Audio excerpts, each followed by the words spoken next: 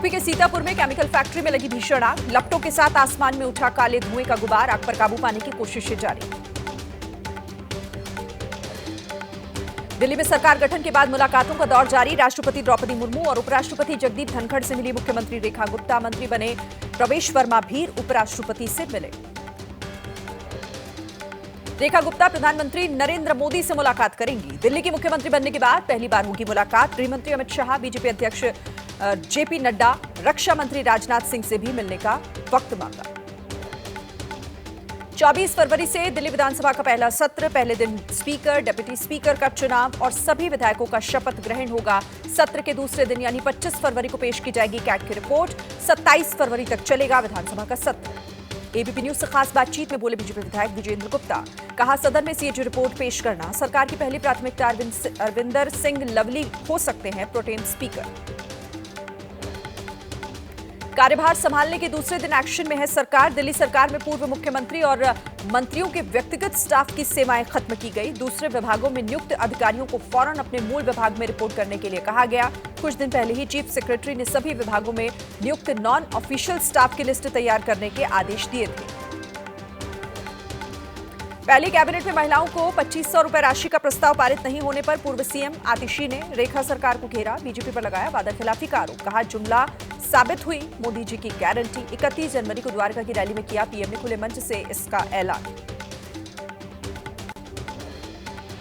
विधानसभा सत्र में CAG report पेश किए जाने के फैसले को लेकर सीएम रेखा गुप्ता का आम आदमी पार्टी पर हमला। कहा आम आदमी पार्टी को डर है कि इनके भ्रष्टाचार की पोल खुल जाएगी। आम आदमी पार्टी और कांग्रेस ने दिल्ली का सत्यानाश किया। डिप्टी स्पीकर बनाए जाने के सवाल पर बीजेपी विधायक मोहन सिंह बिष्ट ने कहा आधिकारिक तौर पर नहीं है कोई जानकारी, पार्टी जो जिम्मेदारी देगी उसे पूरा करूंगा। दिल्ली के भारत मंडपम में प्रधानमंत्री नरेंद्र मोदी ने सोल लीडरशिप सम्मेलन के पहले संस्करण का उद्घाटन किया। बतौर मुख्य अतिथि भूटान के प्रधानमंत्री दाशो शेरिंग तोबगे भी कार्यक्रम में शामिल हुए। 2 दिवसीय सम्मेलन में राजनीति, खेल, अध्यात्म और सामाजिक क्षेत्र से जुड़े विषयों पर होगी चर्चा। सोल लीडरशिप सम्मेलन में बोले पीएम मोदी, कहा हर भारतीय विकसित भारत के लिए काम कर रहा है। व्यक्ति निर्माण से राष्ट्र का निर्माण होता है। सोल भारत की सोशल लाइफ की सोल बनाने वाला है। दिशा और लक्ष्य को हमेशा ध्यान रखना है।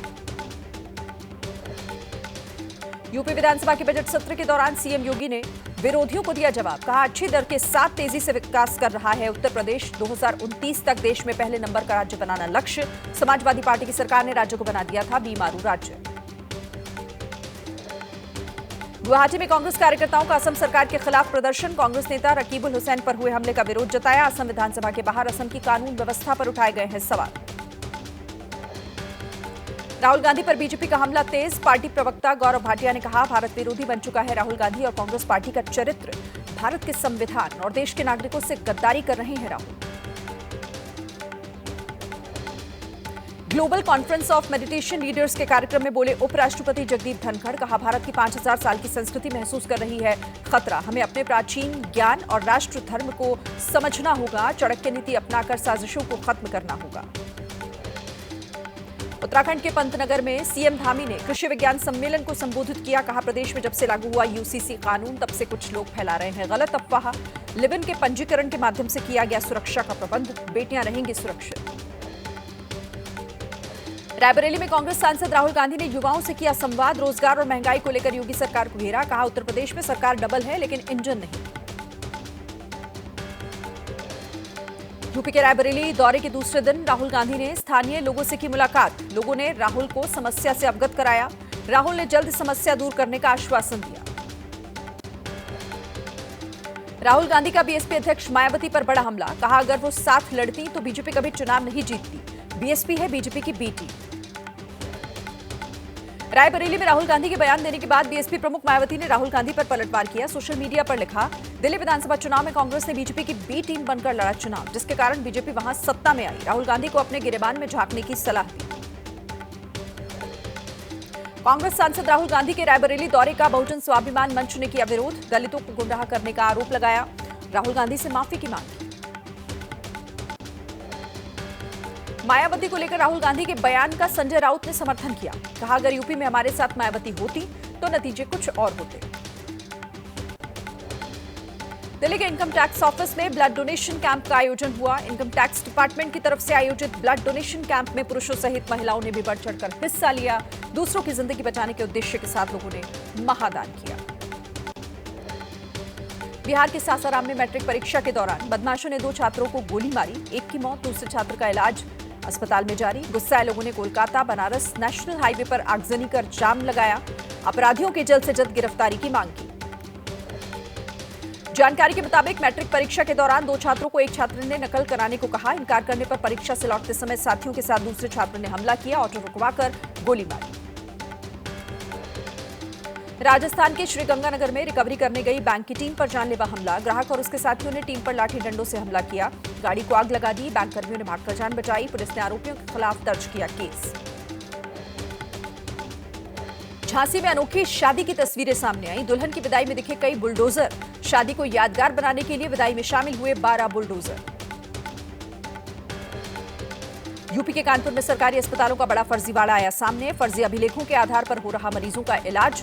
डॉक्टर अभिलेखों के साथ कर रहे हैं खिलवाड़। डीएम जितेंद्र प्रताप सिंह ने निरीक्षण के दौरान खामियां पाई।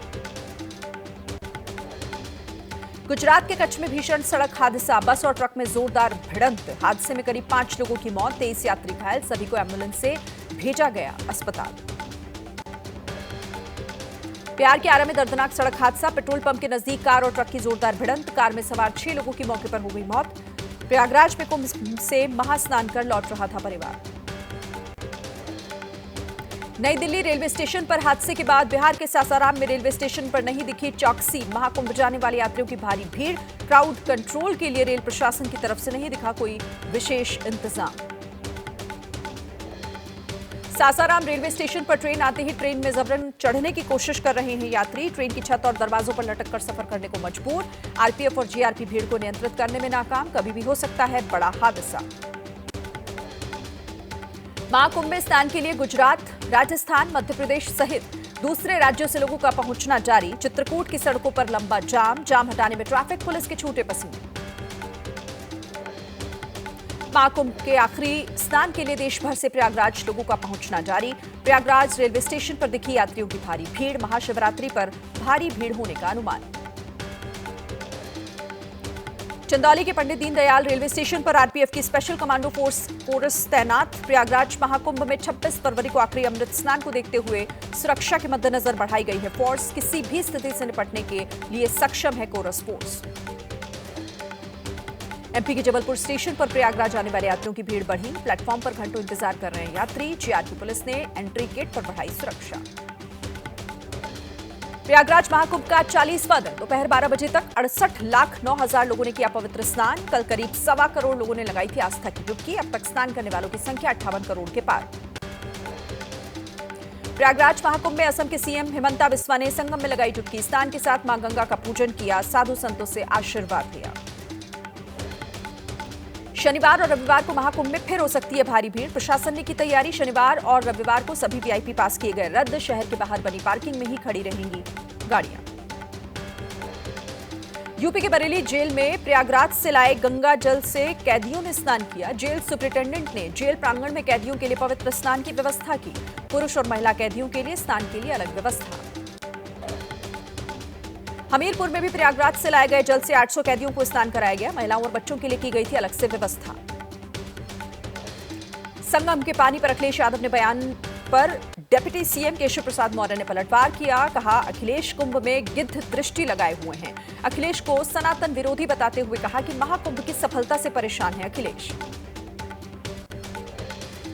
प्रयागराज के संगम में पानी पर सवाल उठाने पर ओम प्रकाश राजभर ने अखिलेश को घेरा। कहा इतना प्रदूषित पानी था तो अखिलेश यादव ने क्यों किया स्नान। कौन सा पाप धोने संगम में लगाई डुबकी। संगम में गंगा नदी के जल को लेकर जारी सियासत के बीच उज्जैन में साधु संतों का आरोप। कहा शिप्रा नदी में मिलाया जा रहा नाले का पानी। गंदे पानी में उतरकर किया प्रदर्शन। संभल हिंसा के 124 आरोपियों के खिलाफ 1200 पेज की चार्जशीट दाखिल। मामले में पुलिस ने दर्ज की 12 एफआईआर। एसआईटी कर रही है जांच। अब तक 4 मुकदमों में दाखिल की गई है चार्जशीट। संभल हिंसा के मास्टरमाइंड शारिक साठा का गुर्गा मोहम्मद गुलाम गिरफ्तार। उपद्रवियों को हथियार सप्लाई करने का आरोप है। आरोपी के पास से विदेशी हथियार और कारतूस भी बरामद हुए। इंडियाज गॉट टैलेंट मामले में बढ़ सकती है अभिनेत्री राखी सावंत की मुश्किल। पूछताछ के लिए महाराष्ट्र साइबर सेल ने राखी सावंत को 27 अप्रैल को पेश होने के लिए समन भेजा। इंडियाज गॉट टैलेंट केस के आरोपी यूट्यूबर आशीष चंचलानी की याचिका पर सुप्रीम कोर्ट में सुनवाई। सुप्रीम कोर्ट ने नोटिस जारी करते हुए रणवीर इलाहाबादिया की पहले से लंबित याचिका के साथ जोड़ा। अब दोनों पर एक साथ सुनवाई होगी। चंचलानी को गुवाहाटी हाईकोर्ट से मिल चुकी है अग्रिम जमानत। जम्मू कश्मीर के झेलम नदी के जलस्तर गिरने की वजह से मंडराया जल संकट का खतरा। गर्मियों में हो सकती है पानी की दिक्कत, जलाशयों में भी पानी की भारी कमी। जम्मू कश्मीर में बर्फबारी का दौर जारी। पुंछ में ताजा बर्फबारी से सड़कें प्रभावित। घर से लेकर सड़कों तक बिछी बर्फ की मोटी चादर। पहाड़ियों पर जमी कई इंच बर्फ।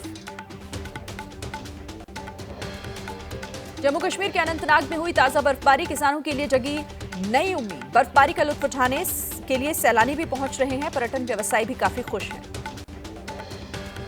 जम्मू कश्मीर के अनंतनाग में भारी बर्फबारी के बाद बर्फ हटाने का काम जारी। सड़कों से बीआरओ की टीम बर्फ हटाने में जुटी। लगातार बर्फबारी के चलते कई सड़कें प्रभावित। जम्मू कश्मीर के डोडा में बर्फबारी। बर्फ की सफेद चादरों में फिर ढकी घाटी। सड़कों पर फिसलन होने से लोगों को हो रही है दिक्कत। प्रशासन ने लोगों से एहतियात बरतने को कहा। उत्तराखंड के औली में बर्फबारी के बाद चांदी की तरह चमक रही है पहाड़ी। 1.5 से 2 फीट तक जमी बर्फ। पहाड़ी पर खिली धूप से सुंदर दिख रहा नजारा। हैदराबाद के बंजारा हिल्स में 5 सितारा होटल बंजारा को ग्रेटर हैदराबाद म्युनिसिपल कॉर्पोरेशन ने सील किया। 2 सालों से होटल पर चल रहा था 1 करोड़ 40 लाख का बकाया। मुंबई के पार्कसाइड इलाके में डीआरआई ने छापेमारी कर नकली नोट छापने वाले गिरोह का भंडाफोड़ किया। मौके से एक शख्स को हिरासत में लिया। प्रिंटिंग मशीन और 50,000 रुपए के नकली नोट भी बरामद हुए हैं। महाराष्ट्र के डिप्टी सीएम एकनाथ शिंदे की गाड़ी को बम से उड़ाने की धमकी देने वाले 2 आरोपी गिरफ्तार। मुंबई पुलिस को मेल के जरिए दी गई थी धमकी। क्राइम ब्रांच की टीम दोनों से पूछताछ में जुटी।